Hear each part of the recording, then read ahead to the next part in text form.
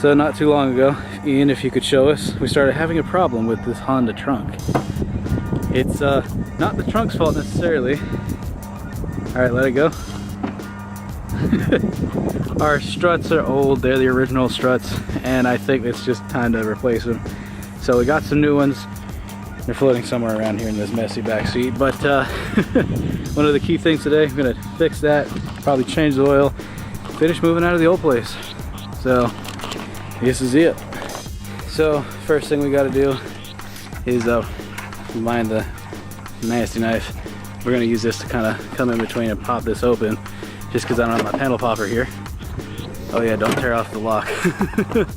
And then there are 2 bolts that hold this in right here, 2 bolts there, the 1 bolt there on both sides.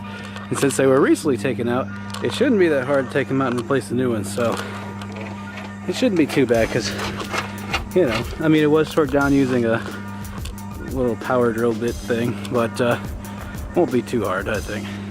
It's just going to be tedious getting the interior trim for the trunk off. So what size are we looking at here, brother? So these will be 10s. Okay. That'll be, I want to say 14. All right. We'll see if I'm wrong. Hey, this man knows his things. Just a little bit. What we're replacing our old and busted Honda OEMs with is this guy from, what does that say? Wisconsin Auto Supply.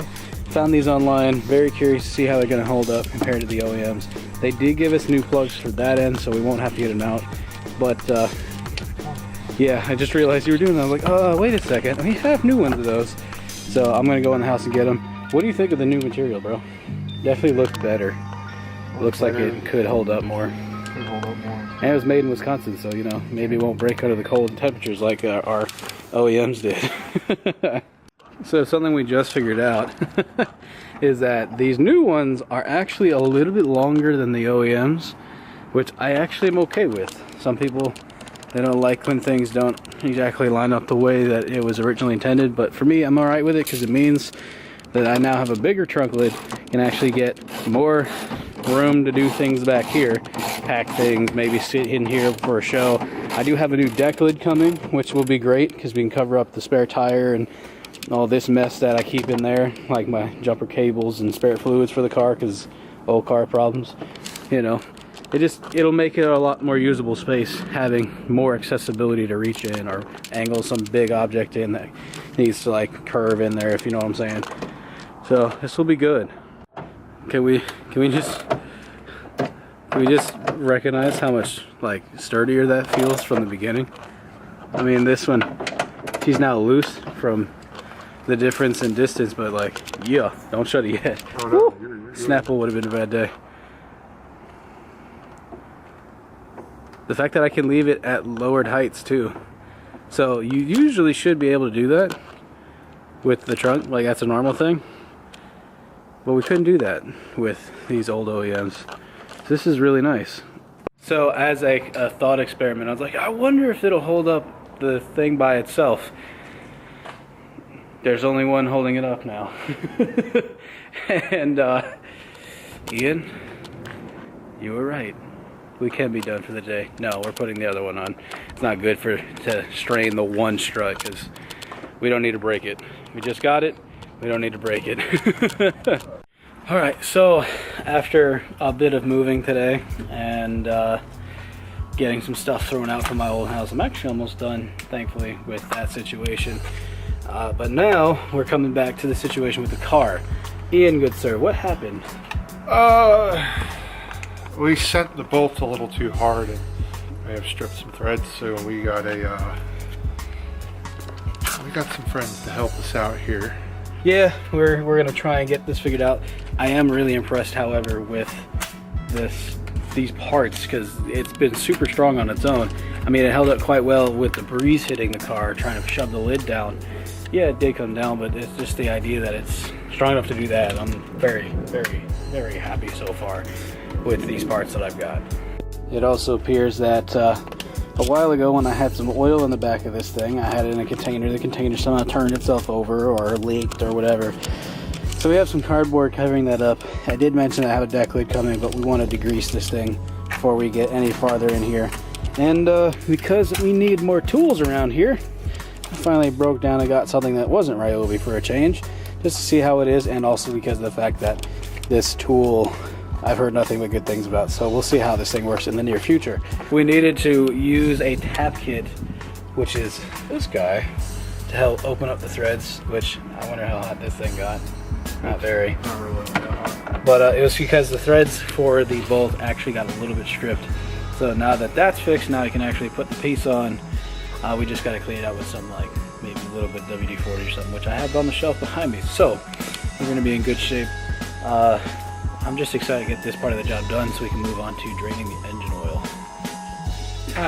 Time for a little magic trick. This never happened before. Come on. Look, Ma, no hands. These things are stupid strong. I mean, that's up there and it takes a lot to pull it down. So, yeah, we gotta put the interior back in, but yes, I'm very happy with Wisconsin Auto Supply. This Virginian, New Yorker, New Hampshireese person is a big fan of this Wisconsinese stuff. Yes. So we got the oil changed in the car. It was heavily silty. It was very thick. It was very much overdue for an oil change, even though I hadn't even put really that many miles on it. I think a lot of it has to do with the fact that, I mean, I did put like a good 2,000 to 3,000 miles on the car since I've got it, but I definitely think that we had a slight failure of the system with the car, so it's definitely chewing through oil, because when we were having our overheating problem with the car, it was because it was low on coolant, and also oil was exacerbating the issue. So I'm thinking that this car might, just because it's age, be chewing through oil, but also I think it might be time to do some heavy TLC on that engine. And with that said, I've kind of made an executive decision within myself that I'm definitely going to try and get my hands on a new engine or a different engine. I've been looking at B20s, both low and high compression, just kind of weighing out what my options are as far as trying to keep a fun NA car without going crazy into VTEC, because the VTEC engines are always expensive for some given reason or another. I really don't know why.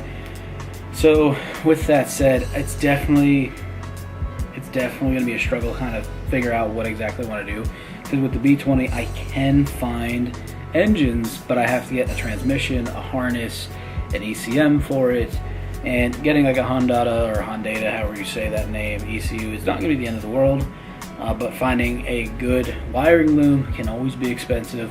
Getting good transmission can always be expensive. One of the trans that I've been looking at is the LS trans out of I want to say it's an Acura Integra GSR. So it's just, there's a lot of homework that needs to go into it. Any suggestions you guys have, especially from my Honda brethren, please let me know. Leave it in the comment section below, because you know, you boys in the market for some new hardware under the hood, and I know for a fact that would completely wake the car up.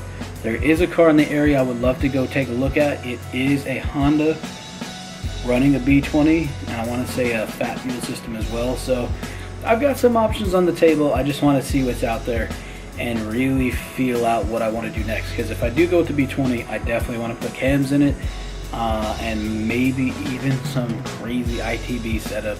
But I also know that ITBs are not good in all seasons. You'll have to get a tune for the season kind of thing with those. So we got to weigh some things out, see what's good, and once we do that, we'll let you know what engine setup we're going to go with. Like I said, leaning towards B20s after finding out how much extra work I'm going to need to do. May or may not do it. But with all that said, thank you guys for watching. Thanks for tuning in. What do you guys think of the new camera setup? I know there was some noise, something hitting the camera, and I forgot to take some things off the camera, but should be good now. Let me know what you guys thought. Otherwise, thank you all for watching. Like and sub if you haven't already, and we'll see you next time. God bless and peace.